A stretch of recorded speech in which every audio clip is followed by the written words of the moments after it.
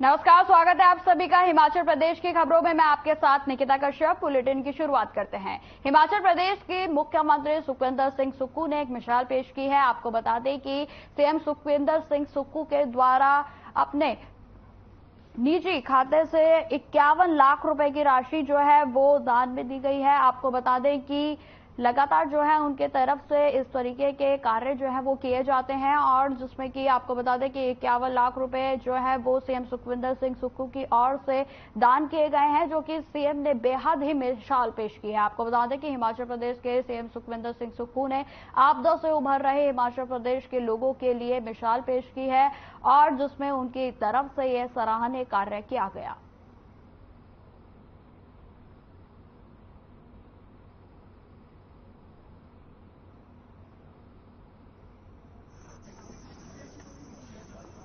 ये जमा की गई मेरी अपनी व्यक्तिगत राशि है और जो मेरे अकाउंट्स में पैसे थे, जिसमें जब से ये आपदा राहत कोष आई है तो कई बच्चे भी अपनी गुल्लक तोड़ के पैसा बांट रहे थे, दे रहे थे। और आपदा राहत कोष में सभी कर्मचारियों ने, सभी अधिकारियों ने और बुजुर्ग पेंशन कर्मचारियों ने भी इस आपदा राहत कोष में जो उनकी क्षमता थी उसके हिसाब से उन्होंने अपने पैसे निकालकर सरकार को दिए। बच्चों ने अपनी गुल्लक तोड़कर सरकार को पैसे दिए। तो मैंने भी जब अपने बैंकों का हिसाब लगाया, अपने 3 बैंक से मैंने देखा, तो मेरे मन में पहले से ही विचार था और मैंने अपने बैंक से सारे पैसे इकट्ठे किए और ये आपदा राहत कोष में जो मेरे पास पैसा था उसको मैंने दान के रूप में, अपनी निधि जो है उसमें से दान के रूप में ये आपदा राहत कोष में दिया।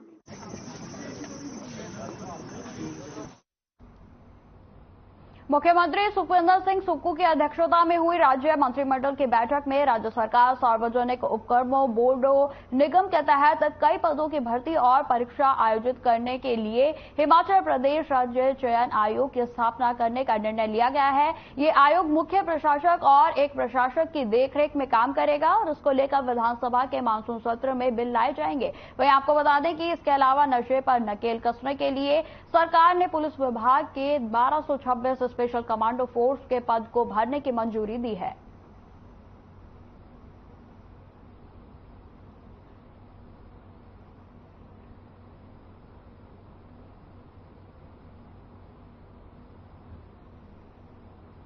तो आपको बता दें कि प्रशासक की देखरेख में इस जो ये बोर्ड है वो कार्य करेगा और जिसमें आपको बता दें कि सीएम की अध्यक्षता में आज कैबिनेट की बैठक की गई और जिसमें कई तरीके के अहम फैसले जो है वो लिए गए हैं। आपको बता दें कि राज्य चयन आयोग का जो है वो गठन किया जाएगा और जिसमें कि एक प्रशासक की मदद से इसका परिचालन होगा और जिसमें कई तरीके के अहम फैसले जो है लिए जाएंगे और साथ ही साथ विधि से कार्य जो है वो किया जाएगा।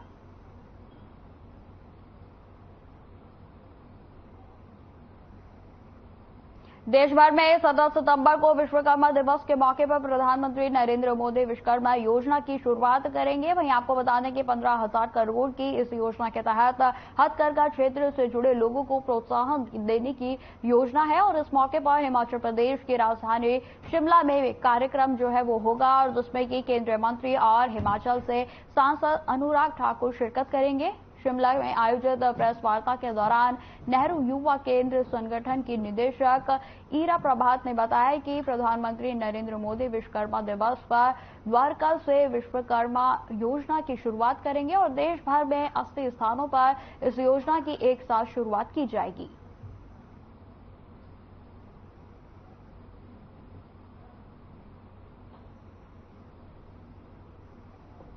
विश्वकर्मा योजना 17 तारीख को गेटी थिएटर में लॉन्च हो रही है। लॉन्च तो द्वारका में हो रही है, प्रधानमंत्री कर रहे हैं, हम लोग यहाँ पर शिमला में उसको रिले करेंगे और इस कार्यक्रम में जो हमारे मुख्य अतिथि रहेंगे आदरणीय अनुराग ठाकुर जी रहेंगे और इस कार्यक्रम के जरिए वो लोगों तक संदेश देंगे कि ये कार्यक्रम कौन कौन लाभ ले सकते हैं और इसके बारे में जानकारी प्रदान करेंगे। 18 ट्रेड कवर कर रहे हैं इसमें। हमारे ये जो क्राफ्ट्स का जो भी काम करते हैं, शिल्पकार जो है, आपके मेसन है, राजमिस्त्री हैं, सभी लोग इसमें शामिल हो सकते हैं। हैंडीक्राफ्ट बेसिकली आपका जो हैंडीक्राफ्ट है जो भी हाथ का काम हथकरघा का है, भेड़ बकरी वाले जो हमारे शॉल पट्टू बनाते हैं, वो सभी लोग इसमें शामिल हैं।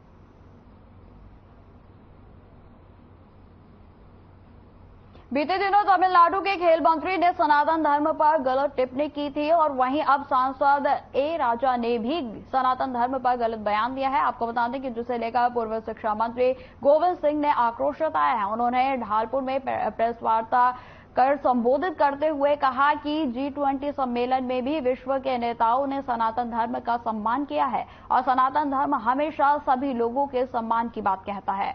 पूर्व शिक्षा मंत्री गोविंद सिंह ठाकुर ने यह भी कहा कि भारत वर्ष सनातन की शिक्षा को ग्रहण करता है। तमिलनाडु के मंत्री के सनातन धर्म के खिलाफ दिए गए बयान पर उन्होंने कहा कि इंडिया गठबंधन सनातन धर्म को खत्म करने से पहले खुद समाप्त हो जाएगा।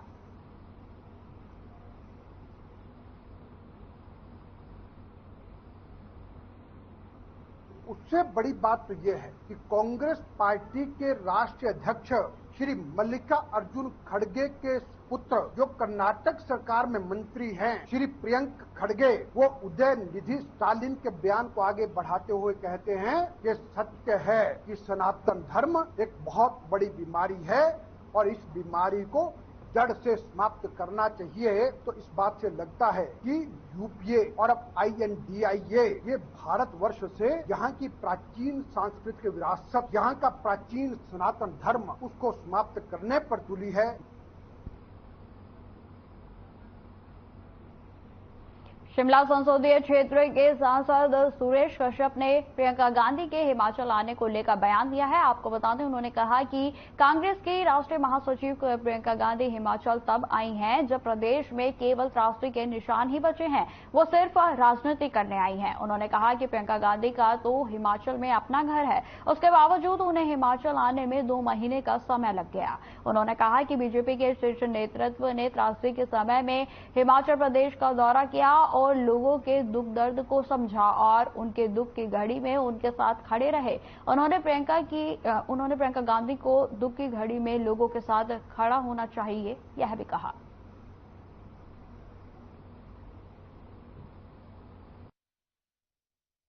प्रियंका गांधी जी आई हैं और वो भी आपदा के 2 महीने जब पहले आपदा 7 जुलाई को आई थी और अब तो आज तो 14 सितंबर हो गए, 12-13 तारीख को आई है। लगभग 2 महीने का समय बीत गया है और मैं समझता हूं कि जो त्रासदी आई थी, जगत प्रकाश नड्डा जी जो हमारे राष्ट्रीय अध्यक्ष हैं, माननीय अनुराग जी, माननीय नितिन गडकरी जी हिमाचल प्रदेश के दौरे के ऊपर आए, लोगों से मिले, जहां जहां नुकसान हुआ था वहां गए और लोगों को हर संभव सहायता देने का भी उन्होंने घोषणा भी की और सहायता भी की।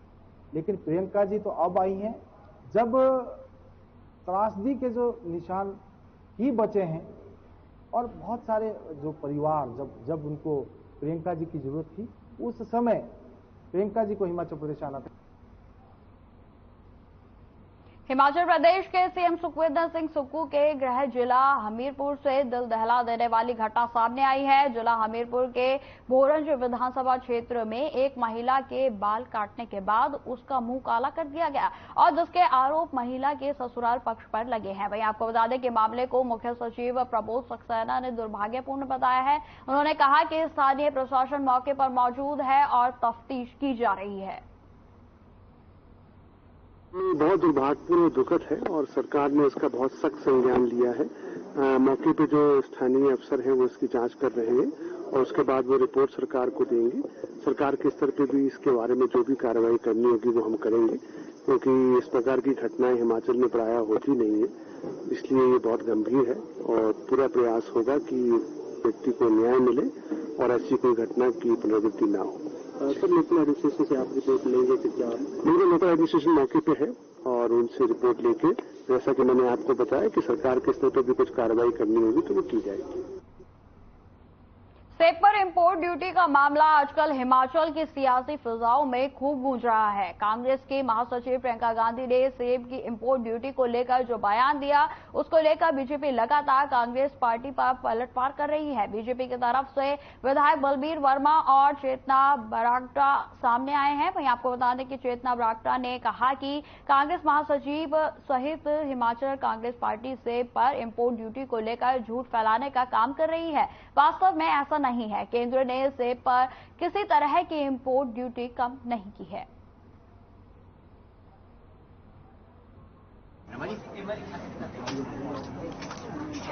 तीस से 50% ये श्रद्धेय अटल बिहारी वाजपेयी जी ने और भारतीय जनता पार्टी की सरकार थी, धूमल जी की सरकार थी, उसके बाद ही बनी। उसके बाद 2004 के बाद यूपीए की सरकार आई और 2011 में WTO में साइन करा कांग्रेस पार्टी ने कि जो एप्पल की जो इंपोर्ट ड्यूटी है, जिसका बाउंड रेट है वो 50% से ऊपर नहीं जा सकता, और उसकी लेटर के जो डॉक्यूमेंट्री प्रूफ है हम आपको दे रहे हैं। अब यहाँ पे एक पूरी तरह से जिसको बोलता हूँ हम एक फॉल्स इन्फॉर्मेशन, फॉल्स प्रोपेगेंडा बनाया गया। उनके जो नेशनल स्पोक्सपर्सन है वो बोलते हैं कि 15% हो गया, कोई बोलते हैं 35% हो गया है। तो मैं कांग्रेस के जो लोग हैं उनसे निवेदन करना चाहता हूँ, थोड़ा सा होमवर्क कर लीजिए, नहीं तो आपका, जिसको मैं बोलता हूँ, आप हंसी के पात्र बनेंगे अगर इस तरह की आप स्टेटमेंट्स देंगे। नहीं आती। सोलन में कांग्रेस जिला अध्यक्ष शिव कुमार ने प्रेस वार्ता की और इस दौरान उन्होंने कहा कि प्रदेश सरकार इस आपदा की घड़ी में पीड़ित मानवता की सेवा में लगी है। वहीं पूर्व की प्रदेश सरकार पर निशाना साधते हुए उन्होंने कहा कि पूर्व की सरकार ने हिमाचल को कर्जे में डालकर बह गई थी और यही कारण है कि आज हिमाचल के प्रत्येक नागरिक पर करीब 94,000 रुपए का कर्जा है। बावजूद इसके प्रदेश सरकार आपदाग्रस्त लोगों की मदद कर रही है। उन्होंने केंद्र सरकार से विशेष राहत पैकेज की मांग की है।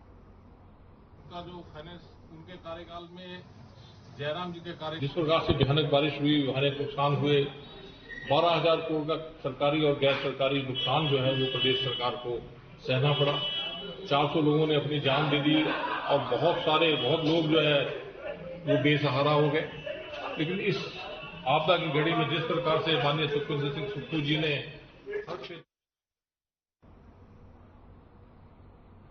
बिलासपुर के सर्किट हाउस में प्रेस कॉन्फ्रेंस का आयोजन किया गया, जिसमें बिलासपुर से पूर्व विधायक और हिमाचल कांग्रेस महासचिव बंबर ठाकुर ने शिरकत की। इस दौरान उन्होंने हिमाचल में आई प्राकृतिक आपदा को लेकर चर्चा की। उन्होंने कहा कि हिमाचल प्रदेश में मानसून के दौरान आई प्राकृतिक आपदा में मुख्यमंत्री सुखविंदर सिंह सुक्खू ने सीमित साधनों के बावजूद बेहतरीन कार्य करने का काम किया है।